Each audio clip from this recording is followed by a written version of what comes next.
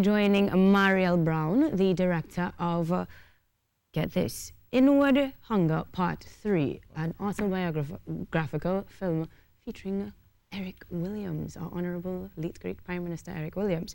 So if Marielle is there, let me just make sure so that we can get right into it, since I'm really excited about this one. It's airing tonight, right here on TTT at 8 p.m. So Marielle, good morning. Hi, good morning. Hi, how are you today? I'm really well, thanks. Thanks for having me. We must, because this is part 3 of a very important part of our history, if you will. Tell me what we can expect in Inward Hunger Part 3. Well, as you know, Inward Hunger is a 3-part documentary series that has been airing on TTT for the last few weeks, and tonight is the final part. It's called Power, and it really looks at Trinidad from independence. Unfortunately, it seems to chart the kind of downward spiral of Eric Williams, who up until this point has been such an intellectual, such a thinker, such an important voice for the development of the nation of Trinidad and Tobago, of the country of Trinidad and Tobago. And unfortunately, I find this perhaps the most compelling of the episodes, because we really look at the challenges of governance and governing an independent country, and what it means to have political power, to hold political power, and to be responsible to the citizenry of a country. So it's a fascinating episode, which includes, incredibly importantly, obviously, the Black Power movement, right. And how the Black Power movement changed the political dynamics within the country, and also had such an important sort of impact on so many aspects of our society. How Eric Williams dealt with the Black Power movement, or the good, and what he was able to do and what he simply wasn't able to cope with. And then also we look at very questionable characters and relationships like John O'Halloran. And the series culminates with Williams's death and the very, very bizarre circumstances surrounding his death. Right. Now, it's described as an honest and revealing portrait of a politician. So it, of course, has to delve into parts of history that we, the average citizen, may or may not have known before. And that, to me, is very compelling. But it means that a lot of work would have gone into being able to get this sort of archival footage and that sort of detail. What was that process like as a filmmaker for you? Was it discovery as well, just like it is for us? Yeah, definitely. I always knew that Eric Williams was... the problem that we have in Trinidad is that we sort of... And I suppose it's partly the responsibility of filmmakers and writers and reporters, that you find yourself, there's not enough time to explore the entirety of a person or a moment or a time in history. And so you're kind of going constantly for the snapshots and the quick moments and the sound bites. And so we tend to actually have quite a kind of one-dimensional picture of many of the quote-unquote most famous people from Trinidad and Tobago, and I definitely found this with Eric Williams. I as a Trinidadian, I knew who he was. I knew he was the Prime Minister. I knew he was beloved by many, and reviled by many, many people as well. And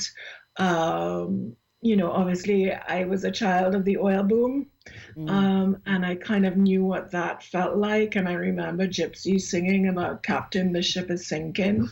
And just the sense that, that saying that was very popular when I was a child, which was apparently Eric Williams saying money is no problem. And so but I felt like I wanted to really have a much more fulsome picture of who this person was. He was a very, very interesting, complex man, and brilliant, massively um, interesting thinker. But we have to start figuring out what makes us who we are, and how this affects the society around us. And I think that's really what I wanted to try and do with Inward Hunger, which is really, really kind of go as deep as I could to sort of discover who Eric Williams was, not just as a politician, but as a father and a man and an academic, a thinker, an intellectual, a visionary at one point whose vision, his vision for federation never came to full fruition, and that must have been an absolutely devastating, destructive blow to him as a person and him as a visionary. And so I had a great little team that worked with me, Catherine Emanuel and Ilaki Pilgrim, both really bright women who we did a lot of research. We worked with the it was then called the GISL archives, and we sourced a lot of footage, did a lot of reading. I was lucky enough, we went to Florida and interviewed Erica Williams Connell, and we also interviewed lots of really interesting academics and historians and writers. And we really got a much, much more fulsome picture of who this man was. It was an honor to work on the series. I'm very, very proud of it.